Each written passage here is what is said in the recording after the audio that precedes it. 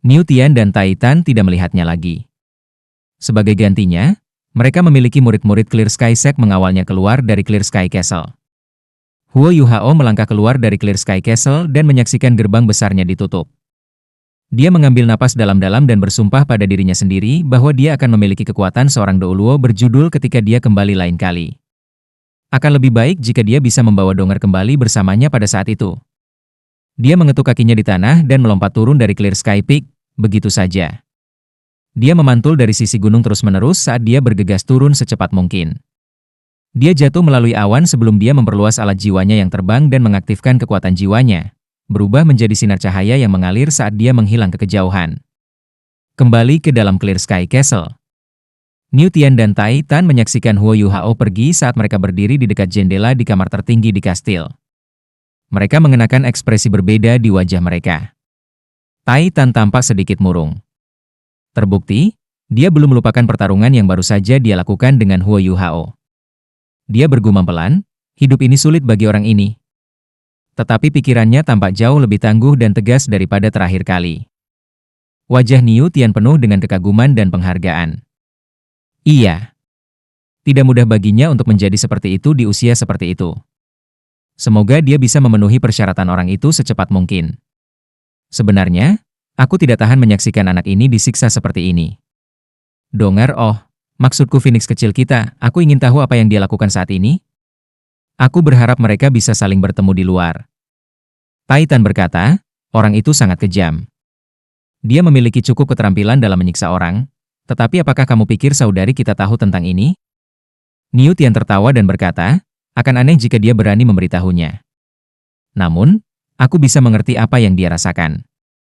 Dia laki-laki, dan ketika anak perempuan yang paling kamu cintai dicuri oleh lelaki lain, suasana hatimu tidak bisa terlalu baik.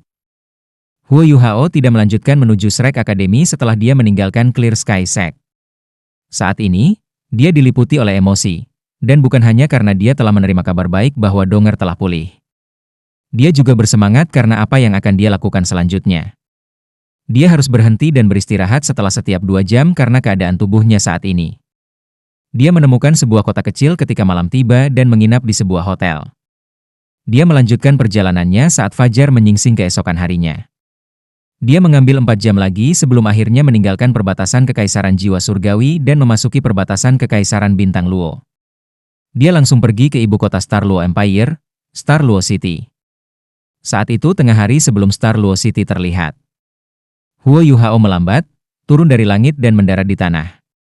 Star Luo City adalah ibu kota Star Luo Empire, dan pertahanan udara mereka sangat ketat dan ketat.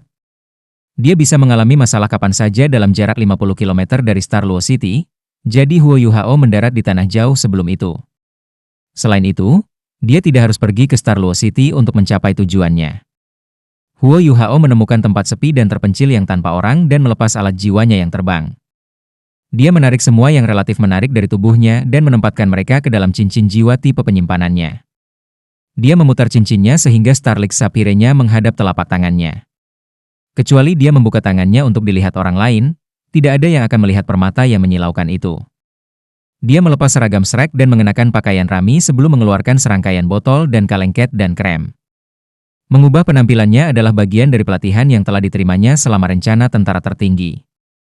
Meskipun dia merasa sedikit tidak terbiasa dengan proses saat dia menyamar, standarnya masih ada. Tidak butuh waktu lama untuk mengubah penampilannya menjadi seperti seorang pemuda yang sederhana yang tampak tipikal. Dia terlihat sangat sederhana dan jujur, dan sangat sederhana pada saat yang bersamaan. Dia tampak seperti berusia lebih dari 20 tahun, penampilannya adalah jenis yang sulit dibedakan dalam kerumunan orang. Huo Yuhao memeriksa penampilannya setelah berbaikan dan mengangguk puas sebelum dia mulai berjalan menuju Star Luo City. Namun, tujuannya bukan Star Luo City. Dia tidak menggunakan kekuatan jiwa, jadi dia tidak bergerak secepat itu. Setelah sekitar 1 jam, sekelompok bangunan memasuki visinya. Huo Yuhao segera berhenti ketika melihat struktur ini. Dia mengepalkan tangannya perlahan dan menekan bibirnya erat. Di mana ini? Tempat ini dulunya adalah rumahnya. Kediaman Adipati Harimau Putih, tempat ia bersumpah untuk kembali agar ia dapat membalaskan dendam ibunya. Sejak ibunya meninggal, tempat ini bukan lagi rumahnya. Sebaliknya, ini telah menjadi tempat di mana musuh-musuhnya hidup. Wajah White Tiger Duke, Dai Yueheng, dan Dai Huabin dengan cepat muncul dalam benaknya. Kebencian dan pembalasan yang ditekan Huo Yuhao jauh di dalam hatinya langsung meledak seperti air mancur. Aku kembali, Ibu. Meskipun aku belum cukup kuat, aku akan berada di masa depan, dan aku pasti akan membalaskan dendammu untuk selamanya. Dia mengambil langkahnya saat dia berjalan cepat menuju kediaman Duke Harimau Putih. Tentu saja, dia tidak akan memasuki Menshan White Tiger Duke. Sebagai gantinya, dia melanjutkan menuju sepetak kecil bukit ke sisi yang berbatasan dengan kediaman Duke Harimau Putih. Huo Yuhao tumbuh di tempat ini, dan dia masih sangat akrab dengannya meskipun dia sudah tidak kembali ke sini selama bertahun-tahun. Dia dengan cepat menemukan tujuannya. Batu nisan tinggi muncul di kejauhan. Batu nisan ini setidaknya setinggi 2 meter, dan lebar dan luas. Lingkungannya direnovasi dan dihiasi dengan granit dan tampak halus dan indah. Bahkan ada ukiran Kaisar Beast di permukaan batu nisan, mengawasi yang dikebumikan di sana. Ada kuburan di balik batu ini, juga dibangun dari granit. Mata Huo Yuhao menjadi basah ketika dia melihat batu nisan ini. Dia mengambil beberapa langkah cepat ke depan, dan tulisan di permukaan batu nisan jelas disajikan kepadanya. Kuburan istriku, Huo Yun. Nama Dai Hao terukir di bawah prasasti ini. Ini adalah kuburan ibu Huo Yuhao, tetapi sangat berbeda dari ketika dia meninggalkan tempat ini. Saat itu, dia masih muda dan tidak memiliki sarana untuk memberi ibunya pemakaman akbar. Dia hanya bisa menggunakan spidol kayu yang telah diukir dan diukir dengan tangannya sendiri, dan beberapa loes. Pada saat ini, batu nisan ibunya telah direnovasi, tetapi masih terletak di tempat yang dulu. Namun, itu terlihat sangat berbeda dari sebelumnya. Dia belum pernah ke sini sebelumnya, dan sekarang seseorang telah merenovasi makam ibunya. Huo Yuhao sedikit linglung saat dia perlahan berlutut di depan nisan ibunya. Kebencian dan balas dendam yang berkobar di hatinya secara tak sadar berkurang, tetapi air mata mengalir deras saat dia meletakkan kepalanya di depan nisan ibunya dan terisak keras. Bu, aku kembali. Aku di sini untuk melihatmu. Huo Yuhao telah pergi selama bertahun-tahun, dan ini adalah pertama kalinya dia kembali untuk memberi hormat kepada ibunya. Hatinya penuh rasa bersalah. Huo Yuhao menjadi semakin kuat selama bertahun-tahun dan telah bekerja sangat keras sehingga dia hampir tidak beristirahat sama sekali. Dia bahkan tidak berani memikirkan ibunya, karena dia takut dia tidak akan bisa menolak dorongan untuk membalaskan dendam pada ibunya. Lebih dari 8 tahun telah berlalu sejak dia meninggalkan tempat ini. Huo Yuhao telah berubah dari anak yang lemah menjadi jiwa sage yang kuat dengan jiwa bela diri kembar setelah 8 tahun, dan semuanya telah berubah. Dia akhirnya memiliki keberanian untuk kembali dan memberi hormat kepada ibunya. Harapan terbesarnya adalah untuk membalas ibunya, dan agar Duke Harimau Putih, Dai Hao, berlutut di depan kuburan dan pertobatan ibunya. Makam ibunya telah direnovasi, dan Dai Hao telah membangun kembali nisannya dan memanggilnya istrinya. Itu selalu yang paling diinginkan ibu. Tapi mengapa Dai Hao tidak melakukan itu untuknya bertahun-tahun yang lalu? Dia tidak pernah mengunjungi kami. Dan kamu harus mati dengan sangat kejam pada akhirnya. Kerinduan dan kerinduan Huo Yuhao untuk ibunya, dan kesedihan yang terbawa dalam hatinya terus-menerus muncul, dan bermanifestasi sebagai air mata yang berceceran di seluruh batu nisan ibunya. Tekanan yang harus dia tanggung dalam hatinya selama beberapa hari ini. Kerinduannya pada Donger, dan rasa bersalahnya terhadap Kiwer tampaknya dilepaskan melalui isak tangisnya ketika air matanya mengalir tak terkendali. Huo Yuhao berbaring di atas batu nisan ibunya dan tertidur di beberapa titik, dan tidur siang ini sangat baik dan stabil. Dia bermimpi bahwa ibunya kembali, dan Duke Harimau Putih memegang tangannya di pinggang ibunya. White Tiger Duke memiliki senyum hangat dan samar di wajahnya. Dia dengan lembut memanggil namanya, sementara ekspresi ibunya penuh kebahagiaan dan kebahagiaan saat dia bersandar ke pelukan White Tiger Duke. Sayangnya, itu semua hanya mimpi. Fajar menyingsing pada hari kedua ketika Huo Yuhao bangun dari mimpinya. Pakaiannya basah dari embun pagi, tetapi dia merasa seolah-olah semua kesedihan dan keputusasaan telah terkuras melalui air matanya. Huo Yuhao berlutut di depan nisan ibunya lagi dan bersujud 9 kali dengan sungguh-sungguh. Huo Yuhao merendahkan suaranya dan berkata, "Jangan khawatir, Ibu. Aku akan selalu mengingat kebencian ini, dan aku akan membuktikan kepada orang itu bahwa putramu lebih kuat dari dia. Aku bisa melakukan apa yang dia bisa, dan suatu hari, aku akan kembali ke tempat ini, Istana Adipati Harimau Putih, dengan benar dan adil, dan aku akan menginjak setiap orang dari mereka. Aku akan membuat semua orang membalas kamu dengan 10 kali, 100 kali rasa sakit yang mereka sebabkan kepada kamu. Aku akan memaksa Duk Harimau Putih untuk menyambut kamu kembali ke istana Duk Harimau Putih dan mengakui bahwa kamu adalah istri resminya. Aku akan memaksanya untuk berlutut di depan kuburmu untuk bertobat. Huo Yuhao mengambil persembahan yang telah dia persiapkan setelah pidatonya dan meletakkannya di depan kuburan ibunya, satu persatu. Dia melakukan koutou beberapa kali lagi sebelum dia berdiri. Dia berbalik, namun melirik nisan ibunya karena dia tidak tahan untuk pergi. Dia menyeka air mata dari wajahnya, dan matanya menjadi tegas dan ditentukan sekali lagi saat dia melangkah ke kejauhan. Dia tidak melanjutkan menuju Star Luo City. Sebaliknya, dia mengambil langkahnya saat dia melakukan perjalanan ke barat. Dia berlari agak jauh sebelum melepaskan alat jiwanya yang terbang dan terbang dengan cepat ke kejauhan. Setelah 2 jam, dia berhenti di sebuah kota berukuran sedang di dalam kerajaan Star Luo. Dia menciptakan identitas baru untuk dirinya sendiri dan membeli dokumen untuk 30 koin jiwa emas, makan ringan sebelum melanjutkan perjalanannya. Imperial Radiant City terletak di sudut barat laut Star Luo Empire dan berjarak kurang dari 100 km dari Mingdou Mountain Range. Itu kurang dari 500 km dari perbatasan Kekaisaran Jiwa Surgawi dan merupakan salah satu benteng penting Kekaisaran Bintang Luo untuk bertahan melawan Kekaisaran Bulan Matahari. Kota ini adalah salah satu kota terpenting yang bertanggung jawab atas penyediaan untuk kamp-kamp garis depan. Ada 2 legiun cadangan yang ditempatkan di kota ini. Pasukan cadangan biasanya memiliki 1,5 kali pasukan yang dimiliki pasukan reguler, dan mereka menjalani pelatihan yang keras dan ketat, seperti pasukan reguler. Segera setelah legiun reguler menderita kerugian di garis depan, legiun cadangan ini akan mengumpulkan tentara untuk mengisi legiun reguler. Cadangan Imperial Radiant City sepenuhnya terdaftar. Duk Harimau Putih adalah marshal tentara bidang barat, dan mereka mungkin menghadapi pasukan besar Kekaisaran Sun Moon setiap saat. Tidak ada yang berani mengendur atau bermain-main di tempat ini.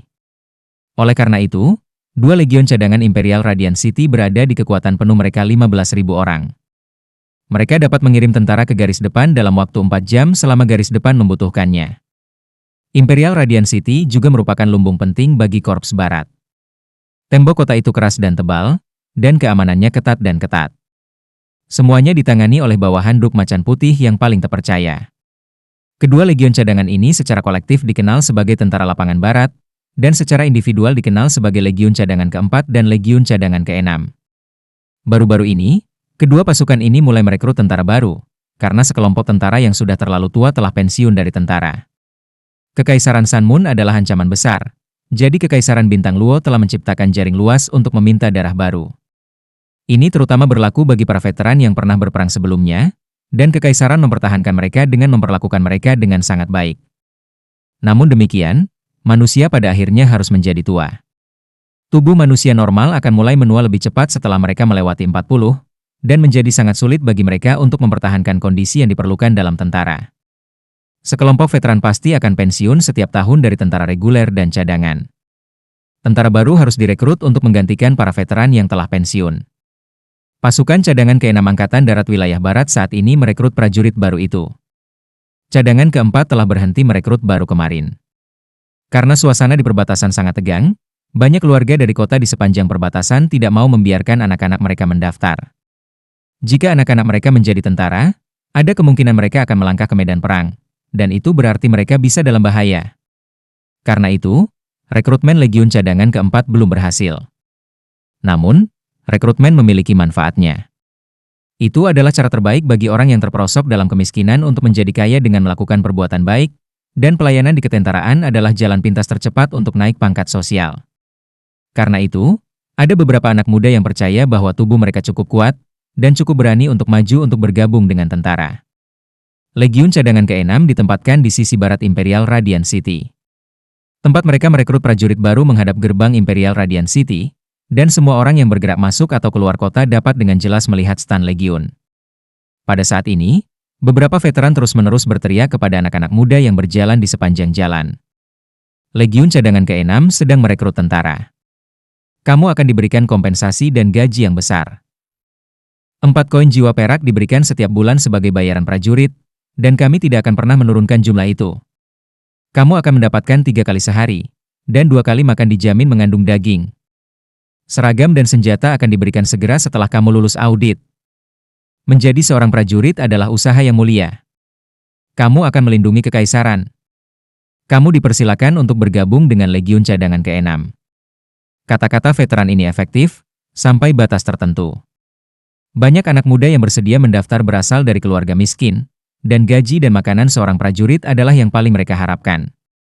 Begitu mereka mendaftar, mereka akan diberi gaji sebulan, dan jumlah ini cukup untuk mengubah hidup keluarga mereka selama beberapa waktu. Antrian panjang terbentang di depan bilik rekrutmen. Ada 20 beberapa pria muda dan bugar yang berusaha mendaftar di ketentaraan. Pengaturan bilik rekrutmen sederhana. 2 veteran duduk di belakang meja panjang, bersama dengan seorang pria paruhbaya yang tampak seperti seorang perwira. Namun, semua orang bisa tahu dari seragamnya bahwa peringkatnya tidak setinggi itu, bahkan jika dia seorang perwira. Nama: Geda Zhuang. Usia: 23. Tolong tunjukkan pada aku dokumen identitas kamu, kata petugas itu kepada pemuda di depannya. Pemuda itu buru-buru melewati sebuah buku kecil. Di Star Luo Empire, setiap orang memiliki dokumen identifikasi yang ditugaskan oleh militer, dan ada tanda air sederhana bersama dengan segel yang unik untuk kota tempat lahirnya setiap warga negara. Memalsukan dan mereplikasi dokumen semacam itu relatif rumit. Lebih lanjut, militer dapat melakukan penyelidikan dengan menggunakan dokumen identifikasi ini ketika benar-benar diperlukan. Pergi ke sana. Temukan berat batu yang bisa kamu angkat untuk kami lihat. Petugas itu menunjuk ke tumpukan batu di dekatnya. Ada sekitar selusin dari mereka. Berat terbesar adalah seukuran batu kilangan, sedangkan yang terkecil adalah setidaknya 20 kg. Penilaian rekrutmen sangat sederhana. Tentara baru dinilai kekuatannya, dan mereka harus melalui camp pelatihan. Prajurit baru yang tidak menjalani setidaknya 1 tahun pelatihan tidak diizinkan masuk ke medan perang kecuali mereka menunjukkan kecakapan luar biasa. Iya. Geda Zhuang mengakui dengan keras dan buru-buru berlari ke tumpukan bobot batu. Dia menimbang beberapa bobot yang berbeda sebelum menemukan yang relatif besar, melenturkan tangannya, dan mengangkatnya. Naik. Geda Zhuang berseru saat dia perlahan-lahan mengangkat beban ke udara. Wajahnya memerah, dan sepertinya dia berusaha keras, tapi dia berhasil mengangkat kunci batu di atas kepalanya pada akhirnya. Pengukuran ini dianggap selesai setelah rekrutmen mengangkat beban di atas kepalanya. Ya, tidak buruk. Kamu cukup kuat. Kamu telah lulus, bekerja keras di masa depan. Legiun Cadangan ke-6 adalah tempat talenta diproduksi. Jika kamu cukup beruntung untuk pergi ke garis depan, kamu bahkan mungkin bisa mencapai prestasi militer yang mulia. Petugas mengambil kartu kayu yang bertuliskan "privat" dari meja dan menyerahkannya kepada Geda Zhuang ketika dia selesai berbicara. Geda Zhuang buru-buru mengucapkan terima kasih kepada petugas itu dengan senyum di wajahnya. Dia bisa menebus gaji tentara selama 1 bulan dari quartermaster dengan kartu kayu ini, sebelum dia diberi seragam dan senjata, sebagian besar pemuda yang datang sesudahnya lulus penilaian. Hanya seorang pemuda yang sangat kurus bahkan tidak bisa mengangkat beban paling ringan, dan ditolak. Lanjut. Petugas itu tampak sedikit mengantuk ketika dia bersandar di kursinya dan berteriak dengan malas. Seorang pemuda jangkung dan kurus berjalan di depannya dan mengeluarkan dokumen identitasnya. Petugas itu bisa mengatakan bahwa pemuda ini cukup pintar dan pintar. Dia mengambil dokumen pemuda ini dan berkata, "Tang Dong, dari kota Forleaves. Terlahir dalam keluarga petani. Berapa usiamu?" Tang Dong tampak agak tidak jelas. Dia menunduk dan berkata, "Tuan, aku berusia 19 tahun. Petugas itu senang dipanggil sebagai Tuan. Dia berkata kepada Tang Dong, "Pergi dan angkat berat batu." Iya. Tang Dong berjalan ke tumpukan kunci batu. Dia ragu-ragu sejenak sebelum dia berjalan ke berat batu yang kira-kira sebesar batu kilangan. Beratnya hampir 100 kilo. Tang Dong mencengkeram berat batu dengan kedua tangan dan mengerahkan kekuatan di kakinya saat dia tiba-tiba mengangkat beban ke udara. Dia bergoyang sedikit sebelum mengayunkan beban dan mengangkatnya di atas kepalanya. Petugas itu terkejut. Tang Dong meletakkan berat batu itu kembali ke tanah. Wajahnya tampak agak memerah, mungkin karena kekuatan yang baru saja dia perlihatkan.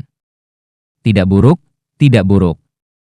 Kamu tampaknya tidak terlalu kuat, tetapi kamu cukup kuat. Bahkan aku tidak bisa mengangkat beban terbesar. Kamu memiliki masa depan. Kamu telah lulus.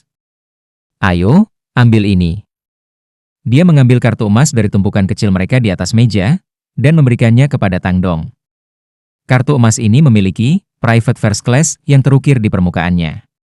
Dalam pasukan Star Luo Empire, prajurit memiliki peringkat rendah, diikuti oleh kelas 1 pribadi.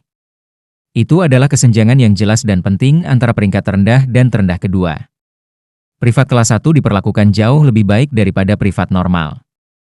Mereka diberi seragam normal, dan dilengkapi dengan baju besi kulit sederhana dan tombak. Mereka diberi 6 koin jiwa perak setiap bulan, sementara prajurit hanya diberi 4 koin. Prajurit hanya diberi seragam kain dan pisau sederhana. Terima kasih, Tuan, jawab Tang Dong dengan penuh terima kasih, mengambil kartu emas dan melanjutkan ke barak. Tang Dong melihat sebuah papan bertuliskan, Quartermaster, tertempel di tanah begitu dia berjalan ke barak, dan ada juga panah yang menunjuk ke arah tertentu. Tang Dong berhenti di jalurnya, dan ekspresi kecewa muncul di wajahnya sebelum dia melangkah ke arah panah menunjuk. Tang Dong, Tang, dari Tang Sekte, dan Dong, dari Wang Dong Er. Bukankah pemuda yang tampaknya jujur dan sederhana ini Huo Yuhao, yang baru saja meninggalkan Clear Sky Sect dan baru saja memberikan penghormatan kepada ibunya? Ya, barak Star Luo Empire adalah tujuannya. Dia telah membuat keputusan ini sejak lama di dalam hatinya, dan dia ingin menggunakan kemampuannya sendiri, seperti yang dilakukan White Tiger Duke bertahun-tahun yang lalu. Dia ingin mengumpulkan pahala sedikit demi sedikit, dan mencapai peringkat tinggi. Dia ingin menggunakan kekuatannya sendiri untuk membuktikan bahwa dia lebih kuat dari Duke Harimau Putih. Dia ingin berdiri di depan Duke Harimau Putih dengan benar suatu hari, dan dia ingin menggunakan kemampuannya sendiri untuk mencapai peringkat yang bahkan lebih tinggi daripada peringkat Duke Harimau Putih. Dia akan mengungkapkan identitasnya ketika itu terjadi, dan dia akan menggunakan statusnya sendiri dalam kerajaan Star Luo untuk membersihkan nama ibunya, dan membalaskan dendamnya. Dia tidak peduli tentang kekuasaan dan otoritas. Namun, dia mengerti bahwa tidak peduli seberapa kuat dia secara individual, yang bisa dia lakukan dengan kekuatannya sendiri adalah membunuh seseorang jika dia ingin membalas dendam ibunya. Bukan itu yang dia inginkan. Dia ingin menggunakan prestasinya sendiri untuk kekaisaran untuk membersihkan nama ibunya dan mencari keadilan untuknya. Dia ingin ibunya merasa bangga karena dirinya, sehingga dia berhak disebut istri Adipati Macan Putih. Huo Yuhao tidak mau mengambil jalan pintas. Reputasinya mulai menonjol di benua Eropa, dan selama dia mau, bukan tidak mungkin baginya untuk secara langsung menjadi perwira tinggi di militer Star Luo Empire. Namun, bukan itu yang dia inginkan, dia ingin mengambil jalan yang sama seperti yang dilakukan White Tiger Duke. Kerajaan Bintang Luo adalah negaranya, dan meskipun kerajaan ini tidak pernah memberinya apapun, tempat ini adalah rumah leluhurnya. Dia ingin menggunakan kemampuannya sendiri untuk naik melalui pangkat. Setelah semua, dia adalah guru pagoda roh pagoda yang terhormat, dan juga anggota seumur hidup, dan dia menikmati status substansial di Akademi Shrek dan Sekte Tang. Jika dia muncul di kerajaan Star Luo dengan identitasnya sendiri, dia bahkan dapat mempengaruhi situasi keseluruhan 3 kekaisaran asli benua Dou Luo, bahkan jika itu terdengar seperti gagasan yang dibuat-buat. Kekuatan pribadi Huo Yuhao tidak seberapa bagi ketiga kekaisaran. Namun, kekuatan yang dia wakili terlalu kuat.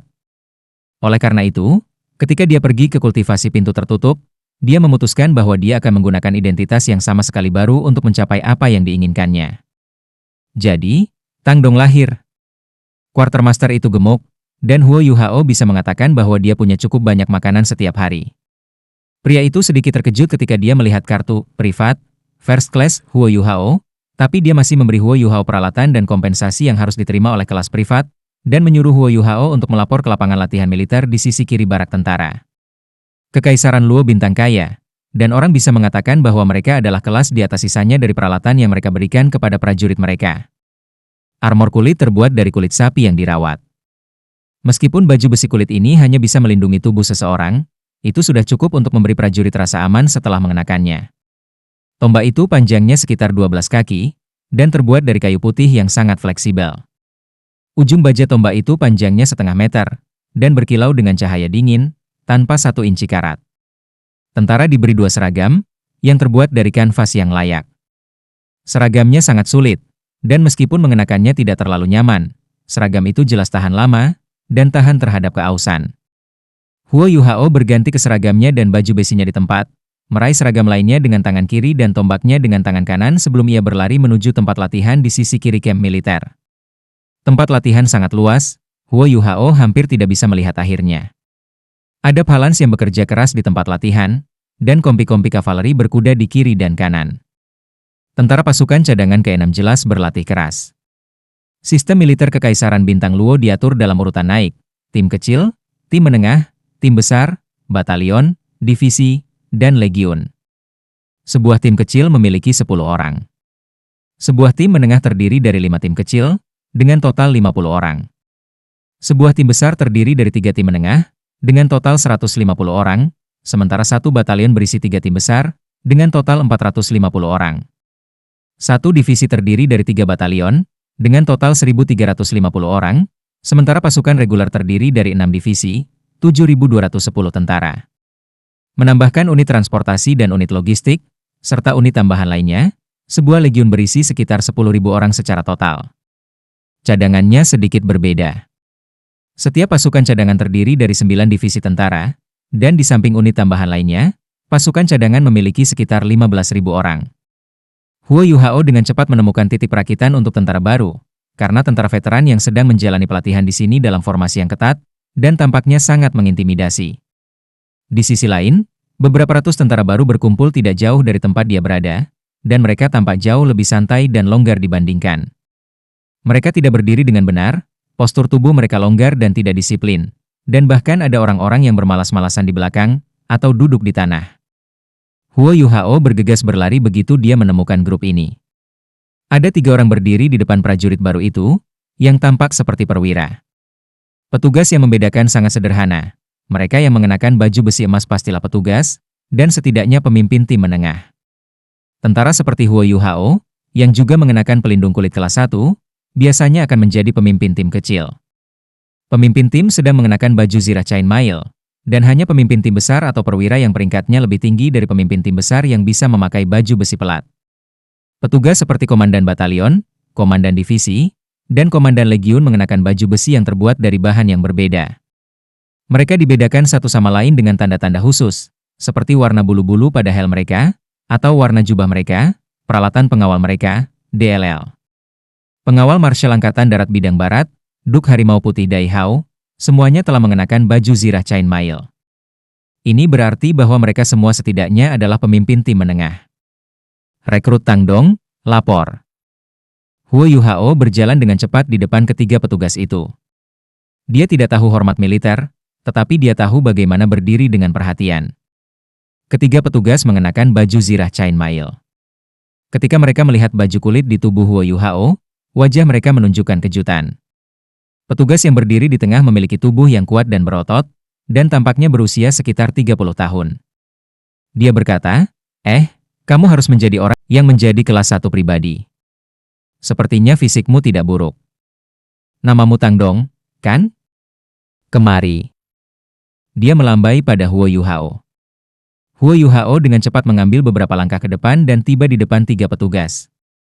Kesadaran Huo Yuhao berkedut, tetapi dia tidak bisa merasakan gelombang kekuatan jiwa dari ketiga petugas ini. Para perwira biasanya dipromosikan karena 2 alasan berbeda. Yang pertama adalah promosi dari akumulasi pangkat militer, sedangkan yang kedua adalah promosi dari peningkatan kekuatan tempur. Namun, petugas yang naik pangkat karena kekuatan tempur mereka biasanya tidak menjadi komandan. Prajurit normal juga memiliki peluang untuk menjadi perwira tinggi, dan harus mengumpulkan pangkat militer. Namun, kenaikan mereka melalui jajaran jauh lebih menantang dibandingkan dengan para master jiwa. Pada akhirnya, seorang guru jiwa dianggap sebagai profesi paling agung dan kuat di benua Douluo. Tidak peduli berapa banyak usaha yang dilakukan orang normal, dia hampir pasti akan dikalahkan dan dibunuh oleh seorang guru jiwa jika dia bertarung sendirian di medan perang. Petugas mengamati Huo Yuhao selama beberapa saat. Dia tidak bisa mengatakan dari penampilan Huo Yuhao bagaimana dia berbeda dari orang normal. Dia mengerutkan kening dan berkata, Tang Dong, bagaimana kamu menjadi kelas 1 pribadi? Huo Yuhao tersenyum sederhana dan jujur dan berkata, Tuan, aku cukup kuat, dan petugas perekrutan membiarkan aku menjadi kelas 1 swasta karena itu. Kamu kuat? Ayo, mari kita coba. Dia menjangkau Huo Yuhao dengan tangan kanannya saat berbicara. Huo Yuhao memindahkan tombaknya ke tangan kirinya dan mengenakan seragamnya di lengan kirinya sehingga ia bisa membebaskan tangan kanannya. Tangan kanan Huo Yuhao mencengkeram tangan kanan petugas, dan telapak tangan petugas langsung berkontraksi sebagai gelombang kekuatan yang dianggap cukup kuat bagi orang normal yang menekan tangan kanan Huo Yuhao. Tapi bagaimana kekuatan kecil ini bisa berarti bagi Huo Yuhao? Dia bahkan tidak perlu menggunakan kekuatan jiwa apapun, fisiknya sudah jauh lebih kuat daripada orang normal. Huo Yuhao tidak mendorong balik. Sebagai gantinya, ia membiarkan petugas itu memutar dan mencengkeram sebanyak dan bagaimanapun yang diinginkannya. Petugas itu merasa seolah-olah telapak tangan Huo Yuhao terbuat dari baja, dan dia tidak bisa membuat Huo Yuhao bergerak sedikit pun, tidak peduli berapa banyak kekuatan yang dia gunakan. Sangat kuat. Petugas ini tidak melanjutkan kontes. Para perwira berpangkat rendah ini semuanya adalah veteran di ketentaraan, dan dia tidak ingin mempermalukan dirinya sendiri di depan begitu banyak orang yang direkrut. Dia menguji Huo Yuhao sejenak sebelum dia melepaskan cengkeramannya, dan memberi isyarat pada rekrutan di depannya. Bergabunglah dengan formasi. Yapak. Huo Yuhao mengakui ketika dia berbalik dan berlari ke barisan rekrutan. Sebagian besar rekrutan ini memiliki wajah penasaran dan novel. Semua orang menyaksikan prajurit-prajurit lain berlatih tidak jauh dari tempat mereka berada. Beberapa dari mereka menggosok kepalan tangan mereka, dan ada yang malas dan menganggur sehingga mereka berbaring di posisi yang berbeda. Semua orang berada di posisi yang berbeda. Namun, petugas tidak mengatakan apapun untuk membatasi mereka. Mereka hanya berdiri di depan semua orang dan berbicara dengan lembut, mengobrol di antara mereka sendiri. Perilaku mereka bisa membingungkan orang lain, tetapi bagaimana mereka bisa membingungkan mata Asura Huo Yuhao, yang kekuatan spiritualnya sudah ada di dunia material beton? Huo Yuhao memberi sedikit perhatian lebih, dan menemukan bahwa meskipun ketiga perwira ini sepertinya tidak peduli tentang rekrutmen itu, tetapi pada kenyataannya, perhatian mereka memang terfokus pada rekrutmen, dan mata mereka menjadi tajam dan fokus dari waktu ke waktu saat mereka mengamati mereka. Tentu saja, Huo Yuhao tidak mengingatkan rekrutan di belakangnya. Sebagai gantinya, dia berdiri lurus di dekat tepi formasi, dan tidak bergerak satu inci pun saat dia menunggu dengan tenang. Tentara baru terus mengalir dan menambahkan diri ke dalam formasi, dan kelompok rekrut ini menjadi lebih besar dan lebih besar. Jumlah mereka sekitar 500 ketika siang tiba. Salah satu dari tiga petugas tiba-tiba berbalik dan berlari. Tidak butuh waktu lama sebelum petugas lain yang mengenakan baju besi plat baja perak yang berkilau dikawal kembali oleh petugas yang berlari kecil di depan orang-orang yang direkrut ini. Aura perwira baru ini sangat berbeda. Dia tinggi, dan wajahnya yang persegi panjang memiliki sedikit keagungan dan martabat. Orang-orang ini sudah lama berdiri di sana, dan mereka sudah berkeliaran ke segala arah, tetapi mereka sedikit membaik sekarang. Bahkan mereka bisa tahu bahwa perwira baru ini cukup tinggi. Petugas menempatkan dirinya di depan 500 orang yang direkrut itu. Petugas dalam baju zirah Chain Mail yang baru saja bergulat dengan Huo Yuhao tiba-tiba berteriak di atas suaranya. Pasukan, perhatian! Dia sangat keras, dan suaranya terdengar seperti bergemuruh-bergemuruh. Banyak rekrutan dikejutkan oleh suaranya dan menggigil sebagai respons. Semua orang benar-benar tenang dalam beberapa saat. Perwira yang memakai baju besi menyurvei calon anggota saat dia menurunkan suaranya dan berkata, "Dengarkan. Dari saat kamu mendaftar ke Legiun Cadangan ke-6, kamu telah menjadi salah satu dari prajurit agung bintang Luo Empire. Tugas suci seorang prajurit adalah mengikuti perintah, dan seorang prajurit yang gagal mengikuti aturan ini akan ditangani sesuai dengan hukum militer. Aku Zhuang Tian, pemimpin tim besar dari tim besar kedua dari batalion ketiga dari divisi ke-7 cadangan ke-6 Legion. Kamu yang direkrut akan berada di bawah biaya aku selama 3 bulan ke depan. Sekarang, ranjang kamu akan ditetapkan, dan tugas kamu didelegasikan. Pasukan yang bertarung akan berdiri di sebelah kiriku setelah ini, dan prajurit tambahan akan berdiri di sebelah kananku." Pidato ini terdengar sangat sederhana, tetapi memancarkan keteguhan. Anggota tim besar ini adalah seorang prajurit yang telah berada di medan perang dan melihat darah sebelumnya. Aura galaknya langsung mengirim merinding duri rekrut. Petugas ini melambaikan tangannya, dan petugas dengan baju zirah Chain Mail segera mengambil beberapa langkah ke depan. Dia mengeluarkan daftar nama dari suatu tempat dan mengangkat suaranya saat dia membaca, "Tang Dong, prajurit yang bertarung. Bertanggung jawab atas tempat tidur untuk tim besar." Huo Yuhao tidak mengharapkan namanya dipanggil terlebih dahulu, tetapi reaksinya cepat, dan dia langsung berlari ke sisi kiri pemimpin tim besar itu dan berdiri dengan perhatian. Dia berdiri tegak dan tidak menggerakkan otot, seperti yang telah dilakukannya, tetapi ekspresinya agak bodoh dan naif dari awal hingga akhir. Nama-nama dipanggil satu demi satu, dan semakin banyak orang dengan cepat berdiri di belakang Huo Yuhao. Namun, beberapa tentara muncul di sisi lain, dan rekrutan yang ditugaskan di sana memiliki wajah hitam. Tentara bantu dan prajurit yang bertempur memiliki status yang sangat berbeda di militer. Dalam keadaan normal, Hanya prajurit yang bertarung yang dapat mengumpulkan cukup jasa militer untuk dipromosikan, sementara prajurit pembantu akan memiliki peluang jauh lebih sedikit. Banyak prajurit pembantu tampaknya sangat tidak yakin, tetapi mereka tidak berani memprotes karena mereka diintimidasi oleh kekuatan pemimpin tim besar itu. Mereka hanya bergumam pelan. Petugas itu membutuhkan lebih dari 1 jam untuk membaca daftar 500 orang. Huo Yuhao telah menghitung diam-diam sepanjang waktu. Pada akhirnya, 200 prajurit ditugaskan untuk menjadi prajurit pembantu, sementara 300 tentara terpilih sebagai prajurit tempur. Pemimpin tim besar perlahan berbalik setelah rekrutmen terakhir bergabung dengan garis yang seharusnya. Dia berbalik ke arah kelompok prajurit pembantu saat dia menurunkan suaranya dan berkata, "Apakah kamu tahu mengapa kalian adalah prajurit pembantu? Kamu telah dipilih setelah penilaian terintegrasi. Semua orang telah dipantau dan diamati sejak kamu bergabung, dan setiap kata dan setiap gerakan yang kamu buat, bersama dengan tubuh kamu, semuanya adalah bagian dari kriteria ini. Pada akhirnya, kalian tidak memenuhi syarat untuk menjadi prajurit tempur. Sekarang, kamu memiliki 2 pilihan. 1, tetap sebagai prajurit tambahan. Prajurit pelengkap akan menerima bayaran yang sama dengan prajurit biasa, tetapi akan sulit bagi kalian untuk mendapatkan promosi. Kedua, kamu dapat mengembalikan semua yang telah kamu klaim dari quartermaster dan meninggalkan camp. Tetapi kamu harus ingat, begitu kamu meninggalkan camp, nama kamu akan dicatat, dan tentara tidak akan pernah menerima kamu lagi. Jika kamu tetap sebagai prajurit tambahan, kamu mungkin memiliki kesempatan untuk menjadi prajurit yang bertarung jika kinerja kamu luar biasa.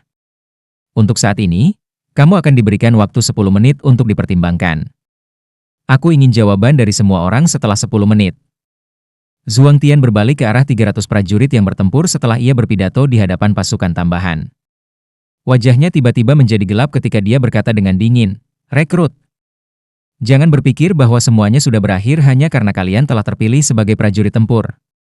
Izinkan aku memberitahu kamu, dalam pelatihan dasar militer yang akan kamu terima dalam 3 bulan berikutnya, kamu akan dihilangkan dan diturunkan ke tentara tambahan jika kamu tidak lulus. Hanya mereka yang lulus pelatihan ini dengan warna terbang yang bisa menjadi prajurit tempur. Jangan berpikir bahwa aku bersikap kasar. Aku berusaha untuk bertanggung jawab atas kamu dan keluarga kamu. Hanya prajurit yang paling menonjol yang layak melangkah ke medan perang. Jika tidak, kamu hanya akan menuju kematian kamu. Dalam hal ini, lebih baik bagi kamu untuk tetap berada di garis belakang atau kembali ke rumah untuk bertani. Kamu dapat kembali ke ranjang masing-masing yang baru saja kami tetapkan untuk mengurus segala pengaturan di sana, dan kamu mungkin makan siang. Berkumpul di sini dalam 2 jam.